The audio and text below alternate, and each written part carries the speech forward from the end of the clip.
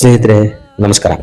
ಸ್ನೇಹಿತರೆ, ಈ ಕಲಿಯುಗದಲ್ಲಿ ನಾವು ಹನುಮಂತ ದೇವರನ್ನ ಪೂಜೆ ಮಾಡೋದ್ರಿಂದ ಅತಿ ಬೇಗ ನಮಗೆ ಫಲ ಸಿಗುತ್ತೆ ಅಂತ ಈ ಪುರಾಣಗಳಲ್ಲಿ ಹೇಳಲಾಗಿದೆ. ನೀವು ಪ್ರತಿ ಒಂದು ಊರಲ್ಲಿ ನೋಡಿದ್ರು ಕೂಡ ಅಲ್ಲಿ ಒಂದು ಹನುಮಂತನ ದೇವಸ್ಥಾನ ಇದ್ದೇ ಇರುತ್ತೆ. ನಾನು ಹೇಳಲಿಕ್ಕೆ ಹೊರಟಿರ್ತಕ್ಕಂಥ ಈ ಒಂದು ಹನುಮಂತನ ದೇವಸ್ಥಾನದಲ್ಲಿ ಒಂದು ವಿಶೇಷತೆ ಇದೆ. ಆಮೇಲೆ ನೀವು ಇಲ್ಲಿ ಕೂಡ ಈ ತರ ದೇವಸ್ಥಾನ ನೋಡಿರುವುದಿಲ್ಲ, ಅಂತಹ ಒಂದು ವಿಶೇಷತೆ ಇದೆ ಈ ಒಂದು ಹನುಮಂತನ ದೇವಸ್ಥಾನದಲ್ಲಿ.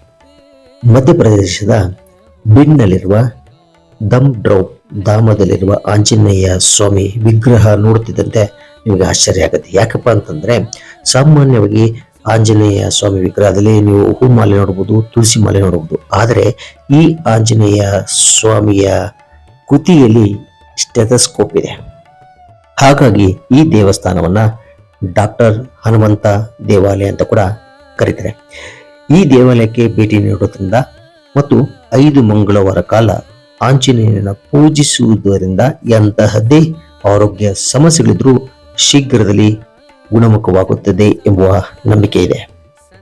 500 ವರ್ಷಗಳ ಇತಿಹಾಸ ಇರುವ ಈ ದೇವಸ್ಥಾನಕ್ಕೆ ಡಾಕ್ಟರ್ ಹನುಮಾನ್ ದೇವಸ್ಥಾನ ಅಂತ ಯಾಕೆ ಬಂತಪ್ಪ ಅಂತಂದ್ರೆ, ಒಮ್ಮೆ ಶಿವಕುಮಾರ್ ದಾಸ್ ಎಂಬ ಸಾಧು ಕ್ಯಾನ್ಸರ್ನಿಂದ ಬಳಲ್ತಾ ಇದ್ರು.